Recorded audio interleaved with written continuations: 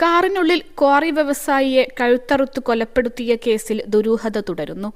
കളിയിക്കാവിളയിൽ quarry ഉടമ ദീപു സോമനെ കൊലപ്പെടുത്തിയത് മലയം സ്വദേശി ഒറ്റയ്ക്കായിരിക്കില്ലെന്ന നിഗമനത്തിലാണ് തമിഴ്നാട് പോലീസ്. എന്നാൽ കൊലക്കുറ്റം സമ്മതിച്ച അമ്പിളി കാരണമായി പറയുന്നത് വിചിത്ര മൊഴിയാണ്.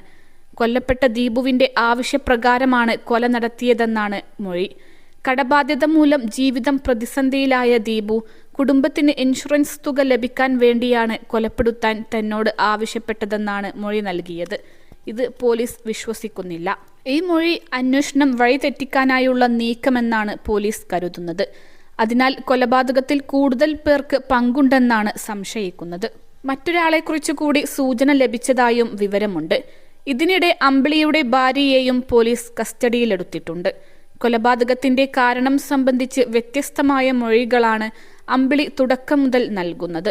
കൊല്ലപ്പെട്ട ദീപുവിന്റെ ആവശ്യപ്രകാരമാണ് കൊല നടത്തിയതെന്ന വിചിത്ര മൊഴിയാണ് ഇയാൾ ആദ്യം നൽകിയത്. വാഹനത്തിലുണ്ടായിരുന്ന പണത്തെക്കുറിച്ച് തനിക്കറിയില്ലെന്നും ഇയാൾ പറഞ്ഞു. ഞായറാഴ്ച ക്രഷർ യൂണിറ്റിലെത്തി അമ്പിളി ദീപുവിനെ കണ്ടിരുന്നതായി പോലീസിന് തെളിവ് ലഭിച്ചതായി പറയുന്നു. ഗുണ്ടാപിരിവ് ചോദിച്ചാണ് അമ്പിളി എത്തിയതെന്നും കരുതുന്നു. പക്ഷേ യാത്രകളിലൊന്നും കൂടെ കൊണ്ടുപോകാത്ത അമ്പിളിയെ 10 ലക്ഷം രൂപയുമായുള്ള യാത്രയിൽ എന്തിന് ദീപു കൂടെ കൂട്ടിയെന്നതിൽ ദുരൂഹത തുടരുകയാണ്. +2 ഡിഗ്രി കഴിഞ്ഞവർക്ക് വേൾഡ്സ് ഫസ്റ്റ് AR/VR ക്ലാസ് റൂമിലൂടെ സ്മാർട്ട് ഫോൺ എഞ്ചിനീയർ ആവാം. കൂടുതൽ അറിയാൻ വിളിക്കൂ ബ്രിഡ്കോ ആൻഡ് ബ്രിഡ്കോ.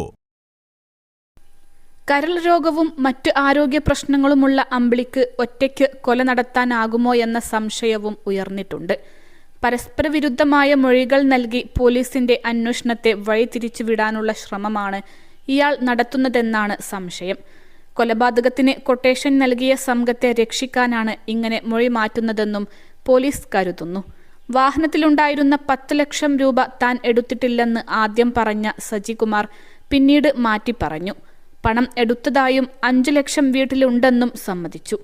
പണം വീട്ടിലുണ്ടെന്ന് ഇയാളുടെ ഭാര്യയും ചോദ്യം ചെയ്യലിൽ സമ്മതിച്ചിട്ടുണ്ട്. തുടർന്ന് ബുധനാഴ്ച വൈകിട്ടോടെ പരിശോധനയ്ക്ക് തമിഴ്നാട് പോലീസ് സംഘം മലയത്തെ ഇവരുടെ വീട്ടിലെത്തിയപ്പോൾ ആൾക്കൂട്ടം കണ്ട് മടങ്ങുകയായിരുന്നു.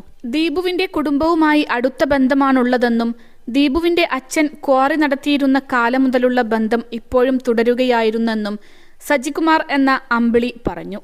ആഴ്ചയിൽ ഒരു ദിവസമെങ്കിലും ദീപുവുമായി ബന്ധപ്പെടാറുള്ളതായും മണ്ണുമാന്തി യന്ത്രങ്ങളുടെ സെക്കൻഡ് ഹാൻഡ് പാർട്സിന്റെ വിൽപ്പനയുമായി ബന്ധപ്പെട്ടാണ് ഇപ്പോൾ ബന്ധമെന്നുമാണ് ഇയാൾ പോലീസിനോട് പറഞ്ഞിട്ടുള്ളത്. 2 കൊലക്കേസുകളിൽ ഉൾപ്പെടെ ഒട്ടേറെ കേസുകളിൽ പ്രതിയാണ് അമ്പിളിയെന്ന് പോലീസ് പറഞ്ഞു. മൊട്ട അനി എന്ന ഗുണ്ടയെ വെട്ടിക്കൊലപ്പെടുത്തിയ കേസിൽ പ്രതിയാണ് അമ്പിളി. ഇതേ കേസിലെ മറ്റൊരു പ്രതിയായ പാറശാല ബിനുവിന് പാമാംകോട് സുരക്ഷിത താവളമൊരുക്കിയതോടെ അമ്പിളി നഗരത്തിലെ ഗുണ്ടാ സംഘത്തിന്റെ ആളായി. പല സമയത്തും നഗരത്തിലെ ഗുണ്ടകൾക്ക് ഒളിത്താവളമൊരുക്കിയാണ് ബന്ധം വളർത്തിയത്. 2011 ചൂഴാറ്റുകോട്ടയിൽ വെച്ച് തങ്കൂട്ടനെ ബോംബെറിഞ്ഞ് വീഴ്ത്തിയ ശേഷം വെട്ടിക്കൊലപ്പെടുത്തിയ കേസിലും പ്രതിയാണ്. 2015 ശേഷം അമ്പിളി സജീവമല്ലെന്നും ഗുരുതര കരൾ രോഗബാധിതനെന്നുമാണ് പോലീസ് പറയുന്നത്.